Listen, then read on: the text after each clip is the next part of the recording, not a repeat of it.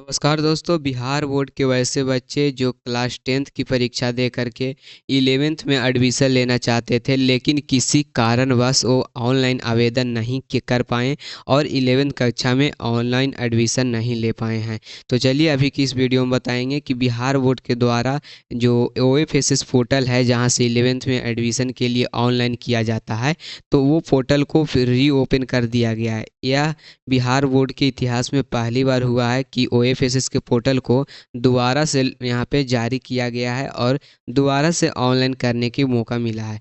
खास करके ये वीडियो उन बच्चों के लिए जो इस वर्ष मैट्रिक यानी क्लास 10th के जो कंपार्टमेंटल परीक्षा दिए थे या तो फिर विशेष परीक्षा में बैठे थे, तो वो बच्चों के लिए ज़्यादातर ये वीडियो यहाँ पे बहुत महत्वपूर्ण होने वाला है।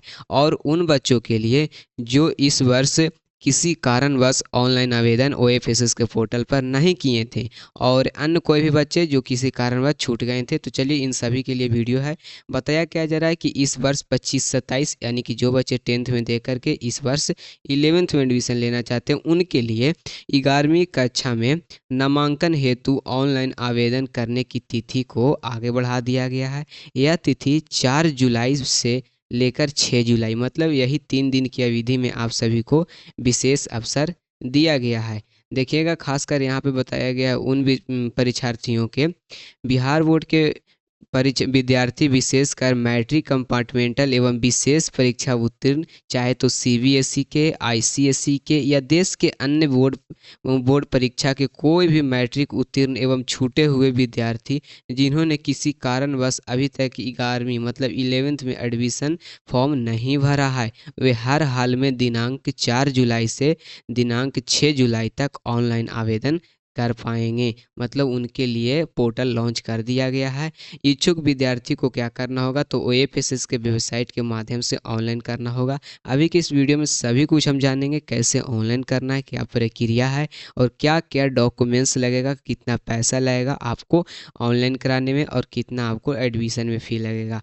जी चलिएगा, इसके बाद आगे बताया जा रहा है विद्यार्थी ऑनलाइन आवेदन करने से पहले कॉमन एप्लीकेशन फॉर्म जो यहाँ पे जो OFSS के पोर्टल पर है, वो जो नियम बताया जाता है कि कैसे आपको आवेदन करना है, ध्यानपूर्वक पढ़ लें ताकि आवेदन करने में किसी प्रकार की कठिनाई नहीं हो। हम हैं तो कठिनाई नहीं होगी, क्योंकि हम आपको पढ़ करके सब बताएंगे। इसके बाद बताया जा रहा है कि कॉमन एप्लीकेशन फॉर्म जो है वो यहाँ पे वेबसाइट पर उपलब्ध है। आगे देखिएगा, मेन पॉइंट यहाँ पे ऑनलाइन आवेदन करने से संबंधित किसी प्रकार की जानकारी के लिए इस हेल्पलाइन नंबर पर कॉल करें। फिलहाल कॉल करने की ज़रूरत नहीं है, हम सभी जानकारी को अच्छे से बता देंगे। यहाँ बताया जा रहा है कि 6 तारीख के बाद मतलब 6 जुलाई के बाद ऑनलाइन आवेदन करने की जो तिथि है वो आगे विस्तारित नहीं की जाएगी। तो ये चीज़ याद रख लीजिए कि एक बार अगर जो मौका मिला है आप सभी को 11th एडमिशन के लिए ऑनलाइन करने का, तो आप लोग कर लीजिए। देख लीजिए दोस्तों, ये है बिहार बोर्ड का ऑफिशियल साइट, कुछ इस प्रकार से इंटरफेस दिखेगा।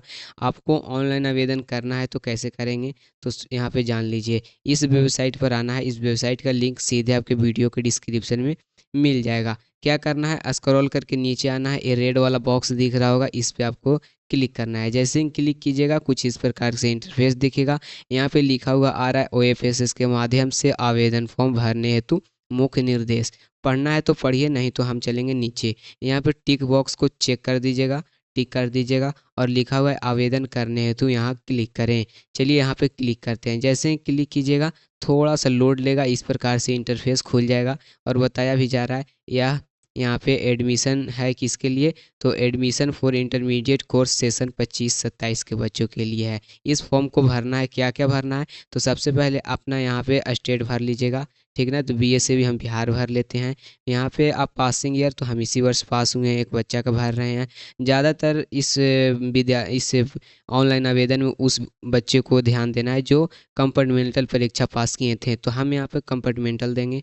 इसके बाद जन्म तिथि देख लेते हैं, तो जन्म तिथि है 10, इसके बाद 9 और 2000 यहाँ पे देख लीजिएगा 2010 है। तो इतना हम देने के बाद रोल नंबर देना है। अब देखिए दोस्तों, जैसे ही यहाँ पे आप रोल नंबर दीजिएगा, जैसे ही आप यहाँ पे रोल नंबर दीजिएगा, तो एक चीज़ आप लोग को हम बता दें, रोल नंबर यहाँ पे डालना है, रोल कोड और रोल नंबर यहाँ डालना है।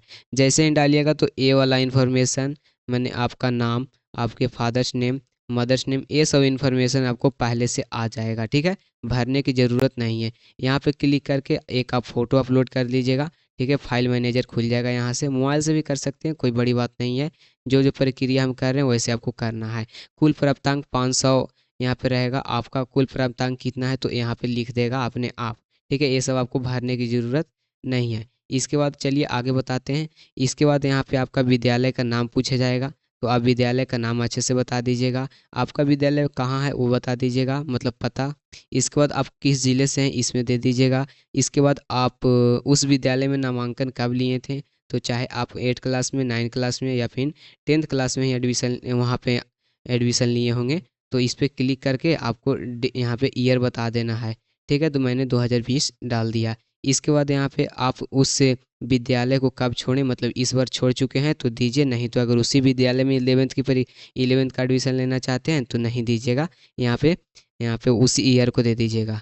चलिए, इसके बाद अगर जो किया आप 10वीं की परीक्षा कस्तूरबा गांधी से पास किए हैं तो यस कीजिए, नहीं तो नो कीजिए। फिलहाल यह विद्यार्थी यहाँ पे नहीं पढ़ा है कस्तूरबा गांधी से, तो हम नो करेंगे। इसके बाद हम चलेंगे नीचे और बताते हैं आपको। यहाँ पे देख लीजिएगा, यहाँ पे आपको आवेदक का विवरण भरना है। अपना लिंग भर लीजिएगा, लड़का लड़की जो भी हैं। मातृभाषा हिंदी भर लीजिएगा, नागरिकता इंडियन भर लीजिएगा, धर्म हिंदू मुस्लिम जो भी रहे वो भर लीजिएगा। रक्त समूह भरना जरूरी नहीं है, भरना जरूरी नहीं है तो नहीं भरिएगा। ठीक है, चलिए, जिनको पता है वो भर सकते हैं। इसके बाद आगे देखेंगे हम यहाँ पे, तो आगे यहाँ पे देख लीजिएगा। आगे यहाँ पे पूछा जा रहा है राज्य किस राज्य से, वो दे दीजिएगा। यहाँ पे अपना जिला दे दीजिएगा, प्रखंड दे दीजिएगा, अपना सड़क नाम, अपना गांव का नाम या तो फिर पूरा अपना एड्रेस डाल दीजिएगा। पिन कोड इसमें डाल दीजिएगा। इसके बाद mobile number, email address, mobile number ज़रूरी है डालना, ईमेल एड्रेस भी ज़रूरी है। इसके बाद दूरभाषा, कोई अन्य कोई भी अगर मोबाइल नंबर आपके यहाँ है आपके घर में तो वो भी दे सकते हैं। फिलहाल नहीं है तो नहीं दीजिए, ज़रूरी भी नहीं है देना। आधार कार्ड है तो दीजिएगा, नहीं अगर आपके पास है तो यहाँ पर टिक कर दीजिएगा, अगर है तो यहाँ पर दीजिए और यहाँ पर टिक नहीं कीजिएगा। जो बच्चे का आधार कार्ड रहेगा वो यहाँ पे आधार कार्ड दे देगा। मान लीजिए कुछ इस प्रकार से आधार कार्ड है तो आधार कार्ड डाल दीजिए और टिक नहीं कीजिएगा। मान लीजिए आपके पास आधार कार्ड नहीं है तो बस यहाँ पे टिक कर देना है और आगे बढ़ जाना है। तो इस प्रकार से आगे बढ़ जाइएगा। हम चलते हैं नीचे, और कुछ नहीं करना। इस प्रकार से जब नीचे आइएगा तो अपना कैटेगरी भर लीजिएगा, जो भी आप रहें, general, SC ST OBC EBC। इसके बाद अगर आप दिव्यांग हैं तो यस कीजिएगा, नहीं तो नो।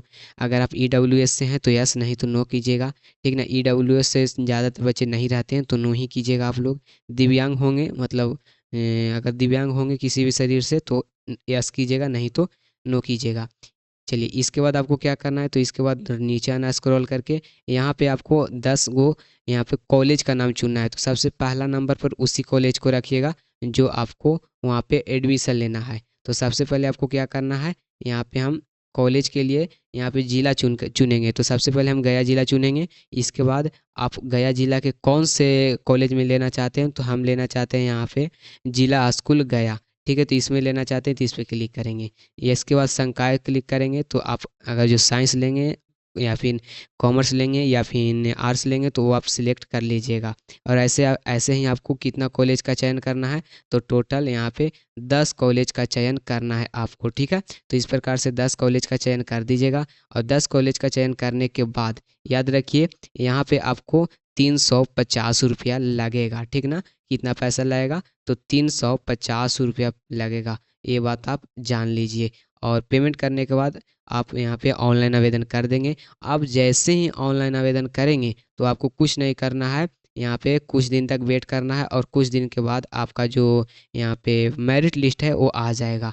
ठीक ना, मेरिट लिस्ट भी जल्द आ जाएगा इसका। और मेरिट लिस्ट आएगा, आप सभी जो भी कॉलेज दिए होंगे वहाँ पे आपका एडमिशन हो जाएगा।